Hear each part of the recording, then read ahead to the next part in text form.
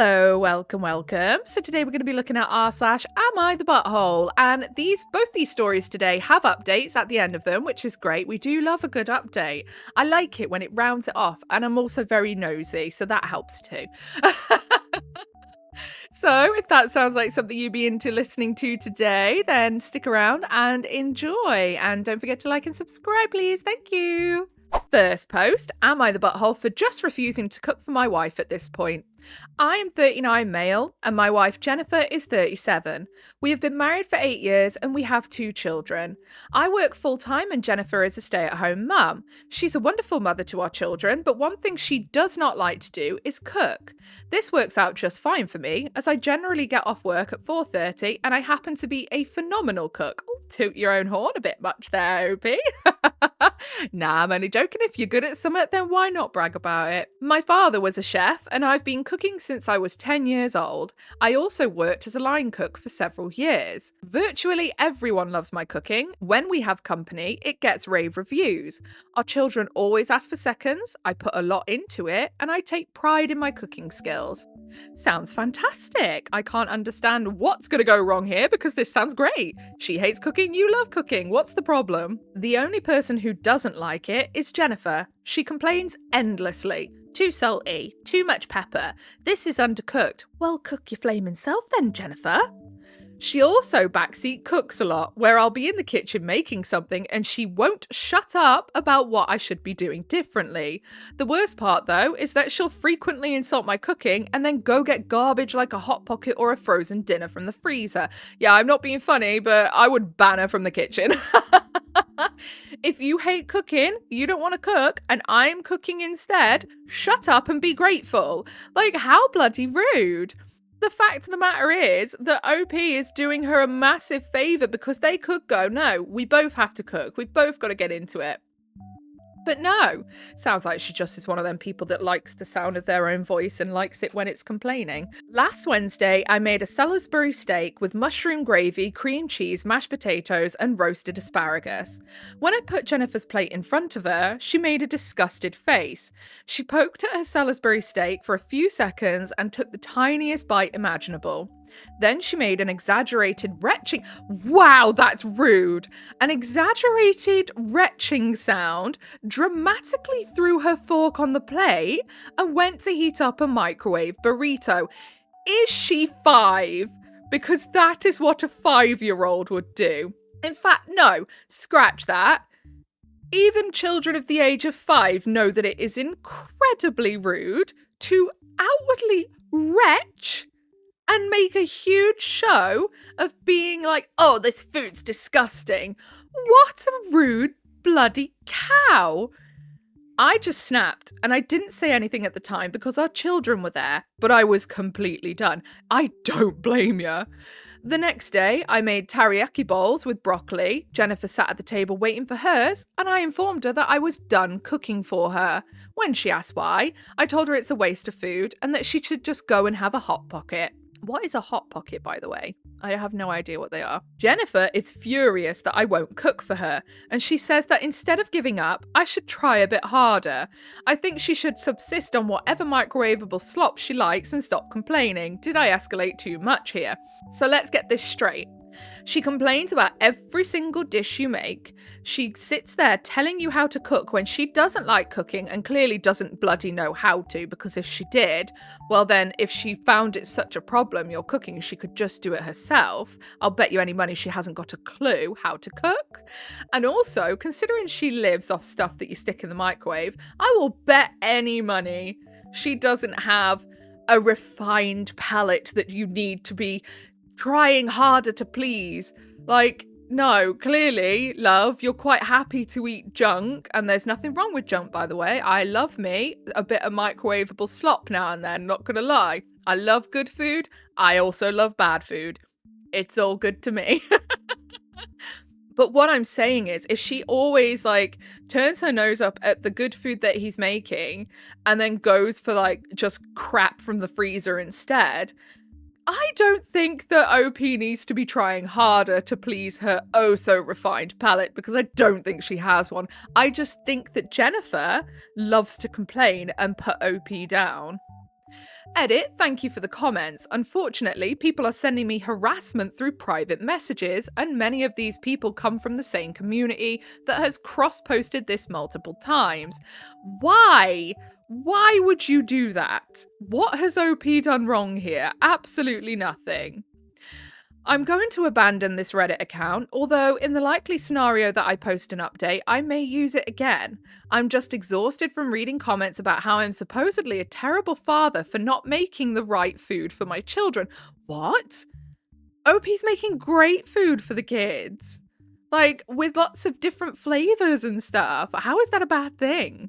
And how my wife must be right about my cooking. I am no longer reading responses and DMs. Literally, I will bet any good money that those are just trolls, and even they don't believe what they're saying. They just like to be nasty. Like, people are like that on the internet, unfortunately. If you have a post that gains any traction, there will be people that will be mean just to be mean. It baffles me. I don't understand why that happens. Like, just chill out. Why would you get your kicks out of being nasty to someone for no reason?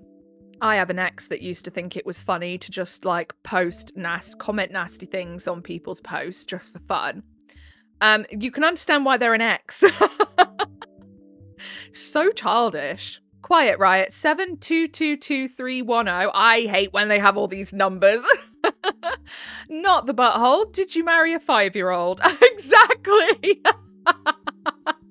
That's what I said. She behaved like a child. If you're not willing to do something, you don't get to complain about the people that do. Precisely. In my house, whoever is cooking makes what they make, and everyone else shuts the F up and eats it. If you honestly can't make it for some reason, you thank the person for making the meal, and then you make something quietly and politely. Precisely. It's like my youngest has a lot of issues with food because of being on the spectrum. So if me and my eldest are having something that we like, but I know that they don't like, that's fine. I make them something different because 1, they're a child, 2, they're on the spectrum, and 3, I know they don't like it, and I'm making it anyway, so it's the least I can do. But if I'm making something that I know we all like, and then the kids just want to be awkward that day, I'm like, well, do you know what? If you don't want to eat this, you'll have to go and make yourself some toast because I've made you some food. I've made you food that you like. If you don't want to eat it, that's fine, but don't expect me to make you something else. They are old enough, by the way, to be making toast and things by themselves. I'm not trying to make 5-year-olds do things like that. Just FYI. And then Designated Throwaway says, nah, the children ate their food. Exactly. And that was in reply to She Behaved Like a Child. Precisely. The kids are better behaved than their mother. Like, what on earth? And then, of course, we have the update. Update. About a month ago, I posted here about something that happened over dinner one night. My wife, Jennifer, literally retched at my cooking despite taking the tiniest bite imaginable. After that, I refused to cook for her, which made her very angry. It was this bizarre disconnect between her thinking my food was trash, not fit for the compost bin, but her demanding that I continue making it for her anyway. Which is why I say that she's doing it purely because she likes to pick on OP and not at all because she thinks the food's trash. I think she knows the food's great. She's just one of them that really enjoys pissing on someone's chips, and it shows so bad. I was hesitant to update because for some reason, beyond my understanding, I received about a dozen hate-filled direct messages after my last post. Mate, welcome to the internet. That's all I can say. I once posted something on TikTok. I think I was doing makeup or something. I was just literally and I wasn't saying anything. I was just doing a bit of makeup. And then someone was like, why do you shave your eyebrows off just to draw them back on? I don't, by the way. I am just very blonde naturally. So it doesn't look like I have eyebrows. And this dude was like proper arguing with me in the comments like, no, you've shaved them off.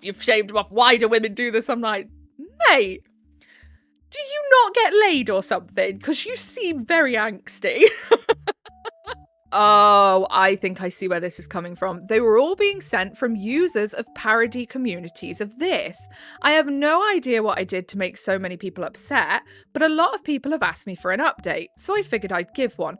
Is it possible that this was her sending these hate-filled messages?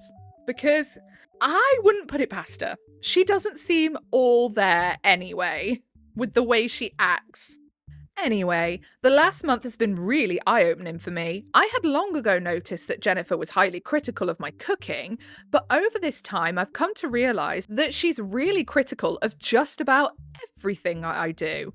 For example, 2 weeks ago I was walking outside with her. I'm pigeon-toed and have been since I was a baby, although it's a lot better now.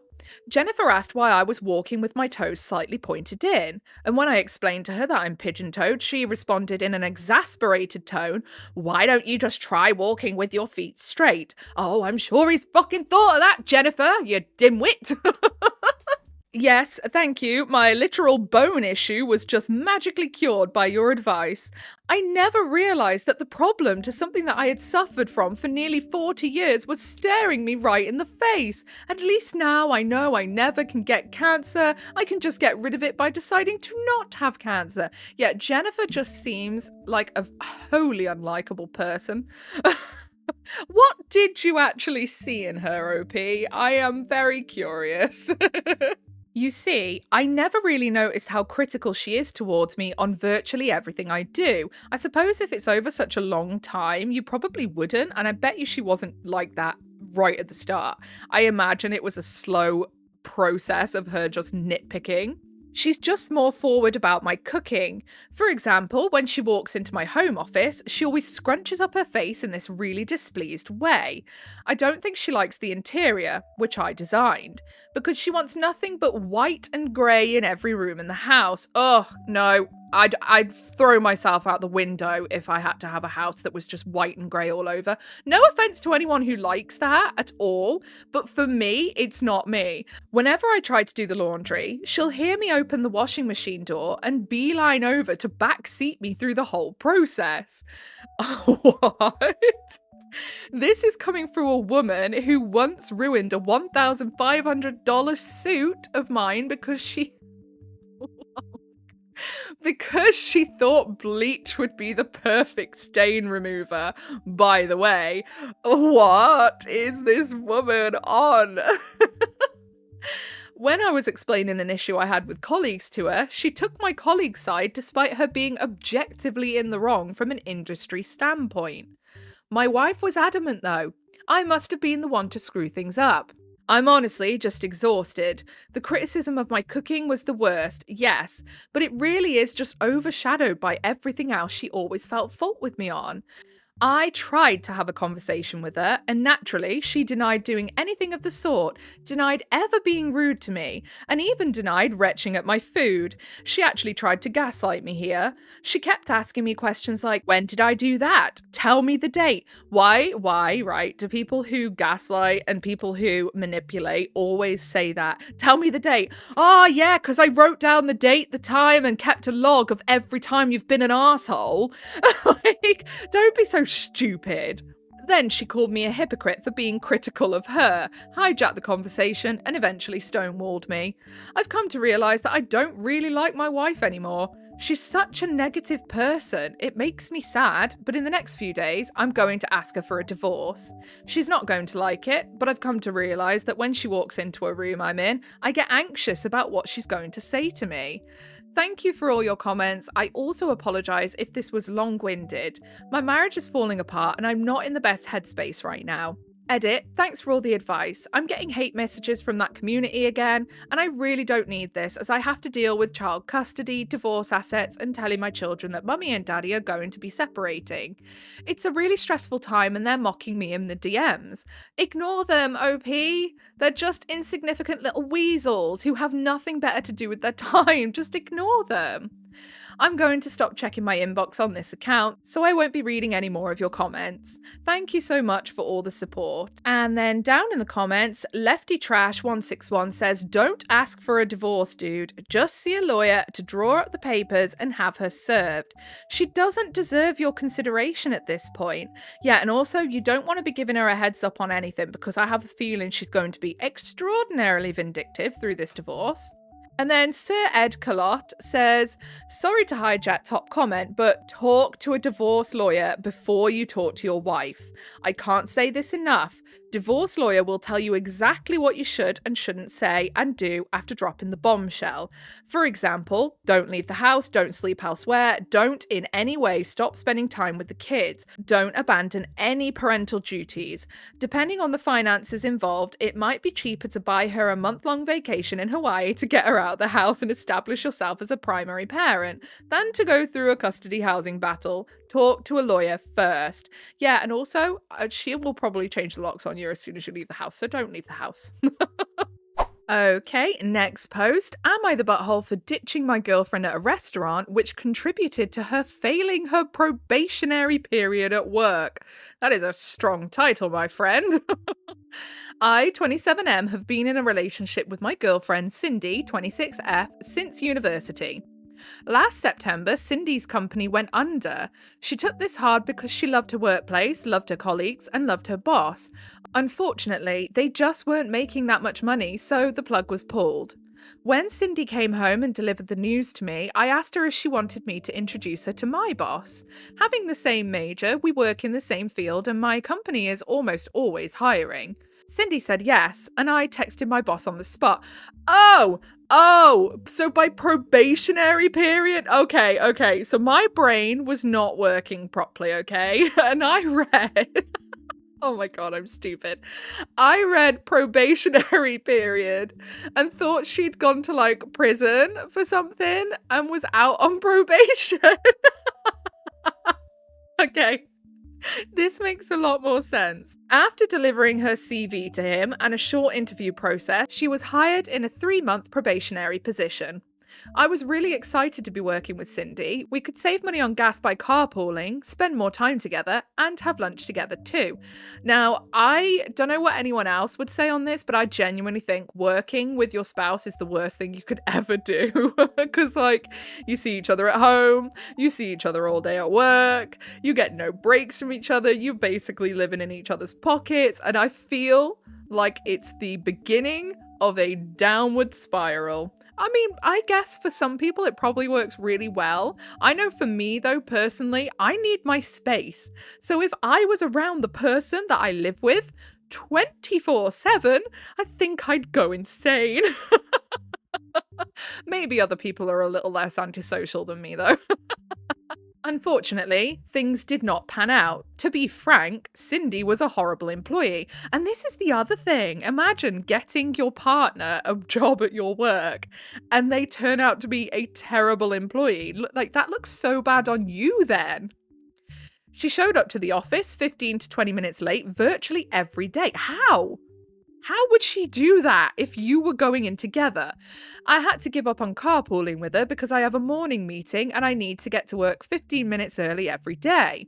See, if I was Cindy, I would have just gone in early and just, took my time getting ready for work in the morning. Do you know what I mean? I would have gone into work early, then I would have gone out a nice coffee, probably gone for a pee because my bladder ain't shit anymore. I mean, once you hit 30, everything's just ruined.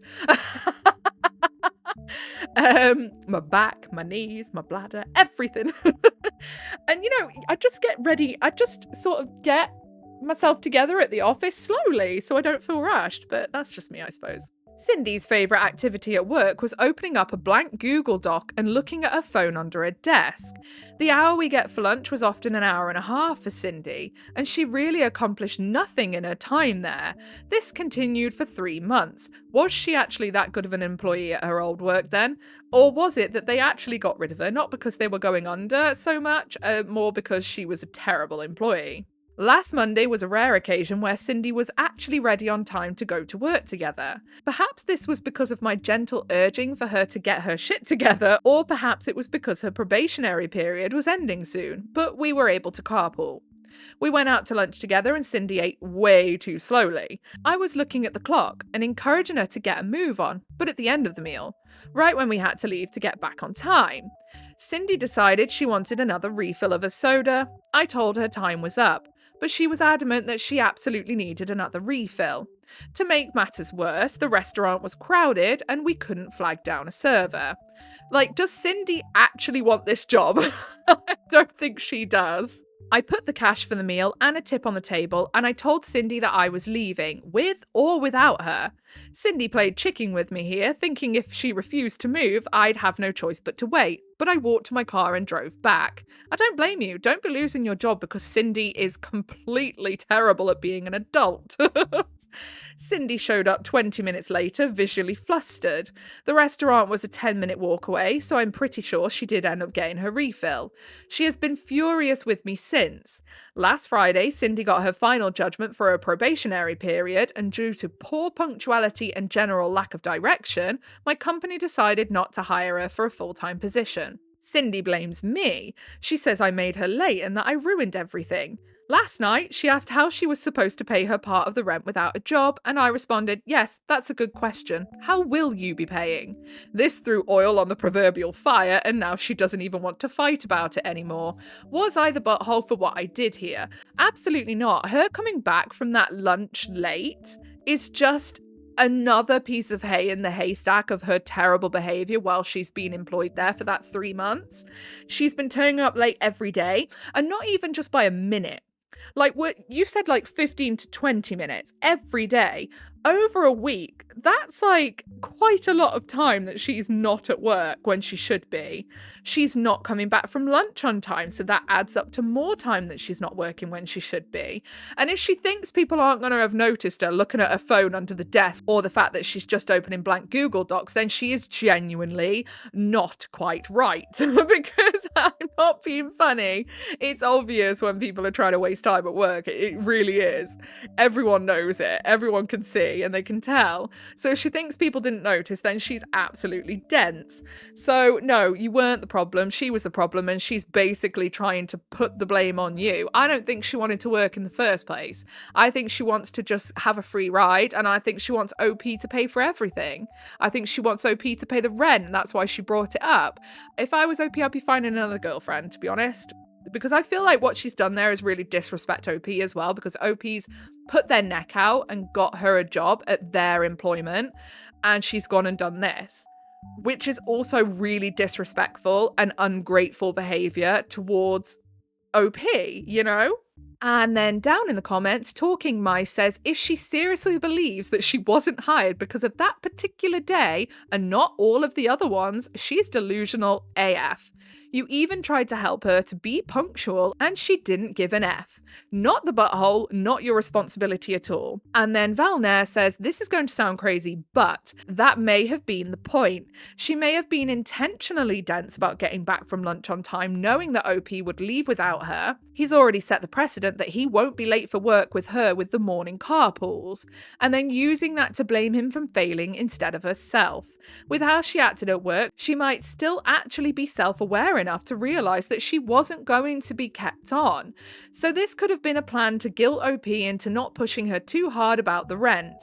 It sounds like they live together. Yeah, I think that meal was definitely her calculating how she could make this be OP's fault.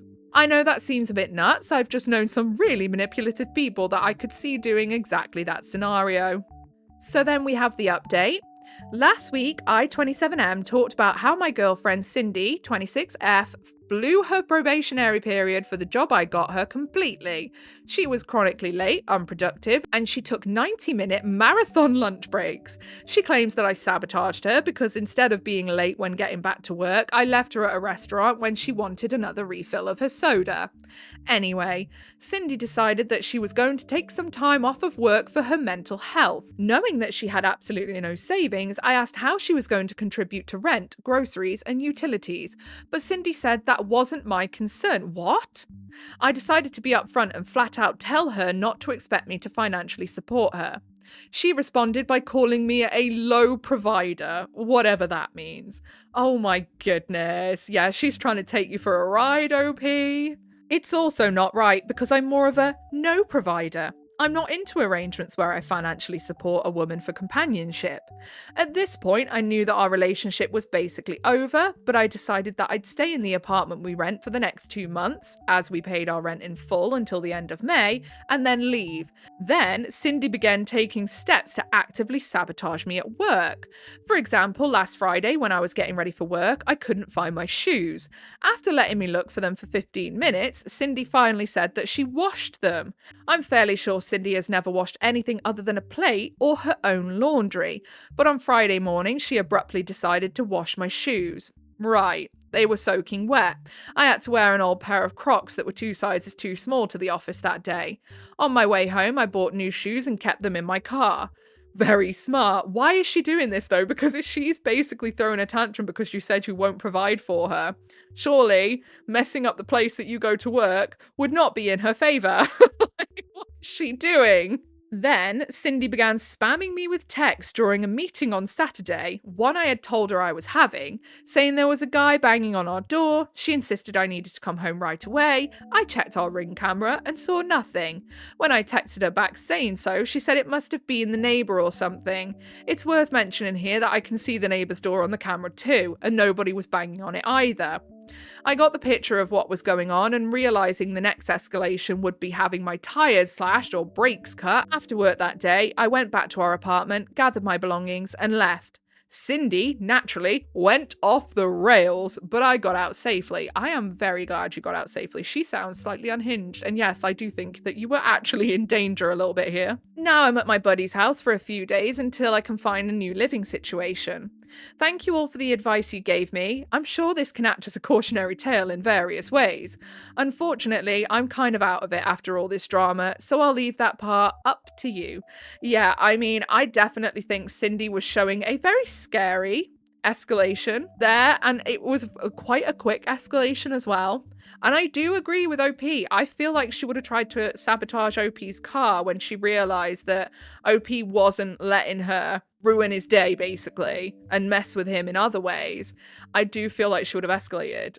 And genuinely, I'm worried that OP would have been in danger if they hadn't have got out. So I'm so glad they got out. And then down in the comments, Huge Shelter 3401 says, thank you for the update and good luck during this transition. If you haven't said anything to your boss, you might want to update him, her, just in case she continues to try to sabotage your work. Yeah, good point, actually. And then Brian Fukuoka says, not only should he tell his boss, also inform the police because, like he mentioned, she can cut his brakes, which can cause road accidents. Yeah, definitely inform them. I feel like she is actually a little bit unhinged, to be fair. And then Ophelia Oasis says, she wanted to ruin him by all means possible. Glad OP was smart enough to leave when he could.